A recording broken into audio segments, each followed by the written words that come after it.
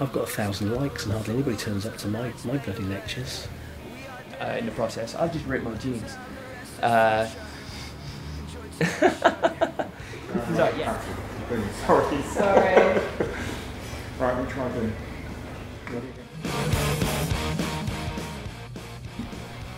Growing up for me, I used to listen and mess about with like my dad's cassette tapes and ruin them all and pull all the bits out and stuff. And to me that was old school. And then you could start buying CDs. You know, everyone I know has memories of like, what was your first CD that you bought? And then, you know, Spotify's becoming a bigger thing, like digital downloads and all that. That's kind of like not new, but the world's catching up with it. Really, you want the actual physical copy. I want to see the sleeve notes. I want to see the whole thing. If I'm reviewing the product, I want to see the whole thing, not just the sound.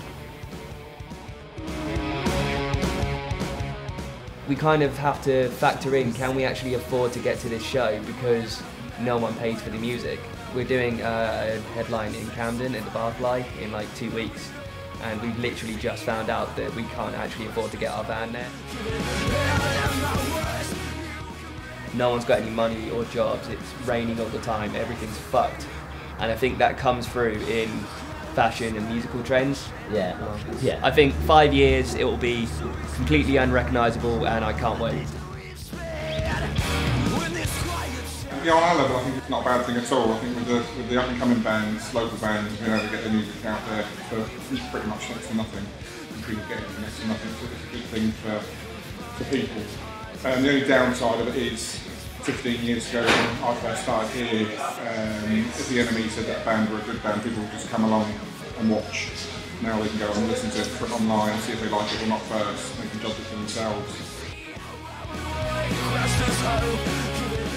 We've been lucky enough, we've always had an over 14 licence here, so we sort of try and build up a fan base on when you're 14. And we still, you know, we see people coming through the doors, not as many as I'd like, but we get 14-year-olds who come through the doors who are still coming 15 years later and reminded me of stories and gigs that they went to when they were children.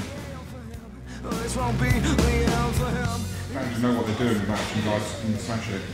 The bands will turn up with one t-shirt and a badge, really haven't got a clue. And when you see some of the American touring bands now who turn up with literally 50 t-shirts in a small venue like this, and they rake the money in. Well, the internet's been this huge change in the way we consume music, that ranging from how we actually download stuff and share stuff. You know, sharing is now illegal, of course, but also the meaning we place on music as well. You know, if you discover music through Facebook, does it have different kinds of meanings than discovering it in a record shop or at the street level? Bands have been affected massively in the way that they work now, because the obsession is on building up communities through Facebook and Twitter and what have you, and then playing live, whereas before you built up your communities at the shows and on the live circuit. This whole emphasis on how many followers you've got and how many likes you've got is kind of a bit ridiculous, because you can't guarantee they're going to turn up to the show, can you? Okay, venues have been massively impacted upon in recent years because there is an emphasis on live music, but because that's the main income generator, the bands have started charging a huge amount of money to play live, so that's pushed ticket prices up. Different approaches to consuming music have effectively cut out a whole area of music development, which is really bad news for musicians. I think it's changed for the better. It's a lot easier to get hold of stuff. Like, you know, all you need is a vaguely strong internet connection. You can be hearing a local band from India.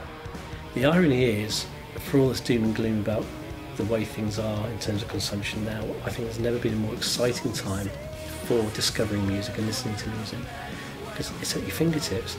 When I were a lad, I used to have to go to a record shop and track down these obscure records that I'd heard on the John Peel show the night before. Now it's a case of keying in a few words and what pops up? Oh, there's this obscure record. It's much better. It's great now. I love the internet. I think it's completely turned music into a much more exciting environment. When